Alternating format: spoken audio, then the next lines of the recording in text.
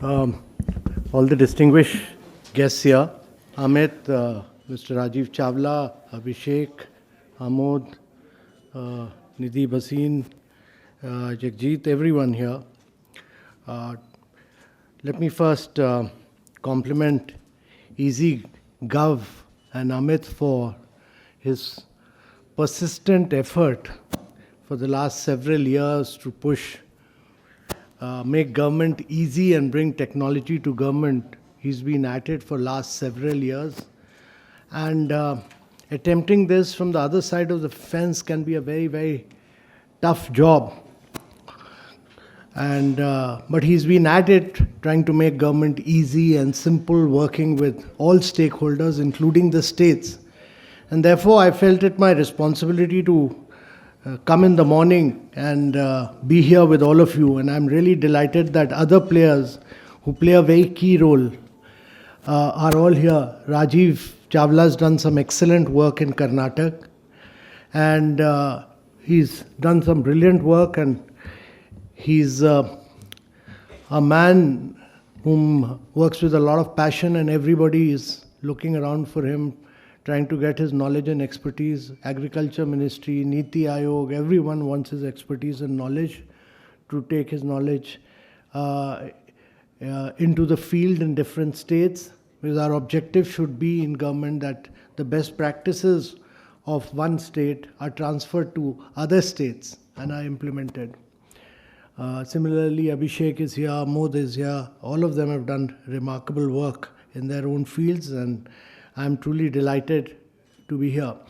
You know, quite early in my career, I was asked to work in the traditional fisheries sector of Kerala. And,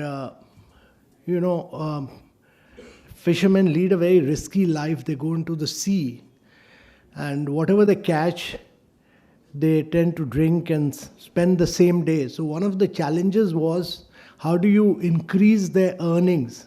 So we were able to provide new crafts, which were fiberglass crafts. We were able to give them outboard motors. They could go much further into the sea.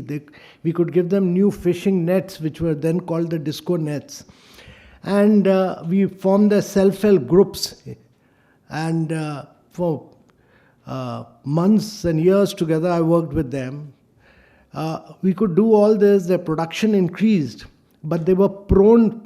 Whatever we introduced beach level auctions, which were not there, but whatever earnings they used to get, they used to drink it up. So it was very important to open their bank account.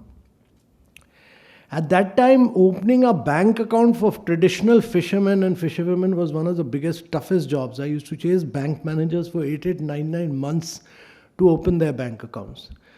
Know your customer was a real nightmare. It was impossible to open bank accounts for them. And today, it is possible to open a bank account using your biometric in less than a minute. So I have in my own career seen this transition from 9 months to less than a minute in opening bank accounts. You don't even have to go to the bank. You open the bank account from here. And last 3 years, I have not used any of my debit or credit cards. I have not used my ATM machine at all for last 3 years. I've just been doing all transactions from my mobile. The only time I had to use my credit card was when I was in America recently. There was no option because they don't have a system like this. And our own COVID system has been so flawless of vaccination. So all my vaccinations here were totally digital. Then I went to spend some time with my daughter, and I was with her. So my son-in-law and daughter said that you should get a booster shot while in America. So they took me to a booster shot. And the whole whole process was entirely paperwork. So everything was paperwork. So I really think that India has really come a long way, not merely because of what governments have done, but because of what many players in this whole process like Amit have played. Because government was conventionally totally analog in its approach. We had closed operation and internal focus. We had very slow movement of the mammoth machinery. We had made government inaccessible, opaque, and very, very daunting. And these were very severe handicaps in the mission to serve people. So I really think that this whole process of digitization it's been a very transformational journey. And what is the next logical step in this digital transformation of government? And the answer is GovTech. My view is that if I've worked very, very in a very, very passionate manner for ease of doing business in government. And actually, when I joined as Secretary DIPP, India was 142nd in its ranking in the World Bank ease of doing business. And one of the tasks the Prime Minister gave me was to make India improve its position. We jumped up 79 position in the World Bank ease of doing business in 3 years, and the only reason why we did it was because we were able to digitize all the processes. And let me tell you, it was very tough, because every time we tried to digitize something, I remember EPFO, ESIC, everything was paperwork. They digitized, but for every digital process, they also continued to do paperwork.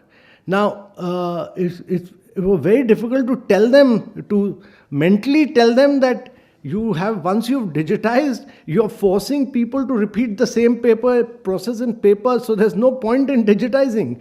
And therefore, it was a very tough task to make people, government machinery which had actually digitized, to do away with paperwork.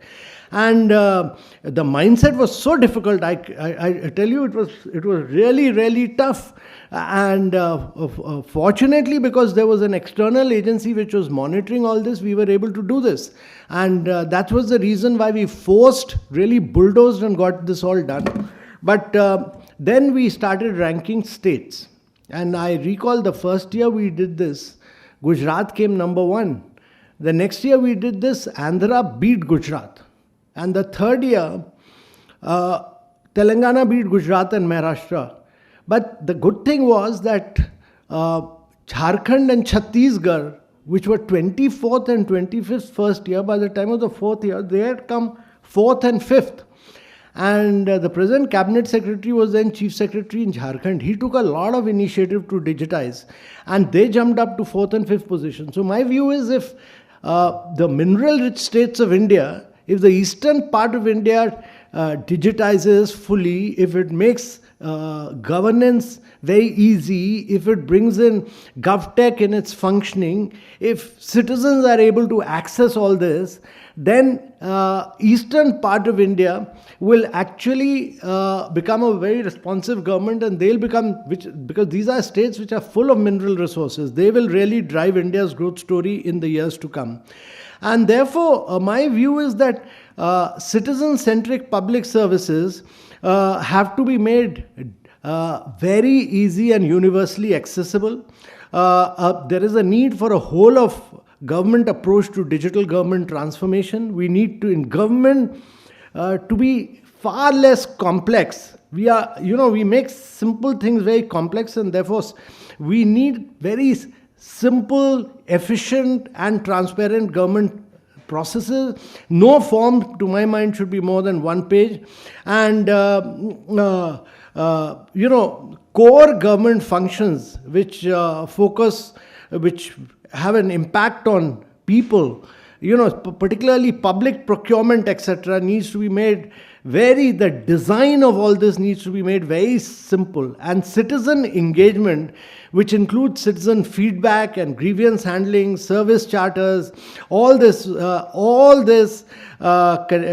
has to be very, very simple and easy technology. And therefore, GovTech enablers, if you look at it, includes improving, bringing in really, to my mind, it's about good leadership in government itself, very critical, which believes in easiness and simplicity. It's about digital skills. It's about a whole of government strategy. It's about making regulations easy and simple. It's about enabling and incorporating innovation in the very fabric of governance, and that is what will really help.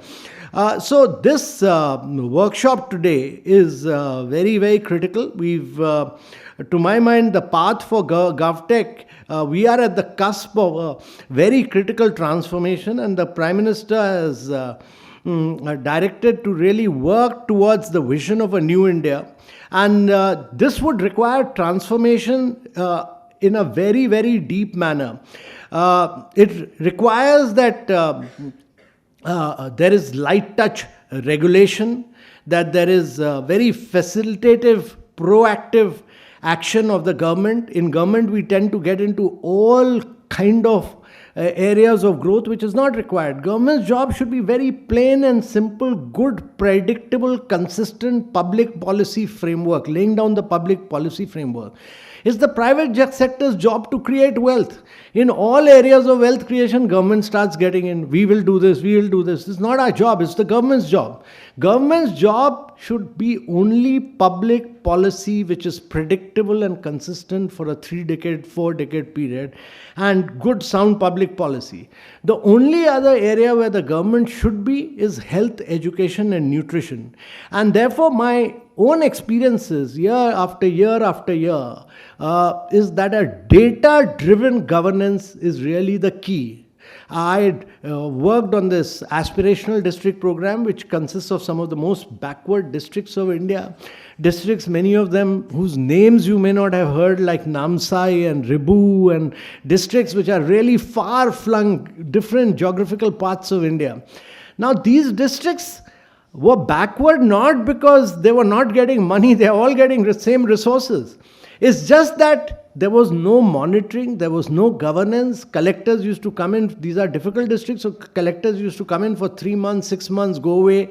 Large vacancies of teachers, large vacancies of medical staff, etc. What have we done? We've just asked the state government to put young officers for a period of 3 years. We've asked them to ensure that teachers and medical nurses and doctors' vacancies are filled up. And the only other thing we've done is that we've taken 49 indicators. We've told everyone that these are the 49 indicators on which we will monitor on a real-time basis. We are getting data real-time from the field, validated by a third party. And we are capturing incremental change, the delta. We are not doing historical ranking, because historical ranking means Kerala's districts will keep coming number one all the time. So we do delta ranking, the change during the month. And we put out that ranking, we name and shame the collectors. Every collector competes with each other on these 49 indicators. And at the end of 3.5 years, we've seen these districts do better than the best performing districts of the states. This is what data does. Data is the key to good governance. And my belief is that if you are able to get outcomes, get data, put the data out in public domain, learn the art of public asking their politicians and the district officials as to why things are not changing, or if they are changing, why they are changing, and they'll become a part of the developmental process. And therefore, my own experience in government reveals that it's about simplicity, it's about easiness, it's about data, it's about good governance, it's about outcomes. When I was a collector, I did not know whether my district was moving up or down on these parameters. Data used to come 5 to 6 years later. We were just governing without any data. So today, all this technology has enabled all this transformation.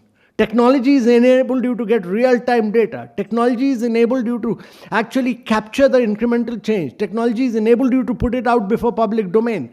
Social media has become powerful and put it out in public domain. So all this is very, very powerful way on how technology can transform government.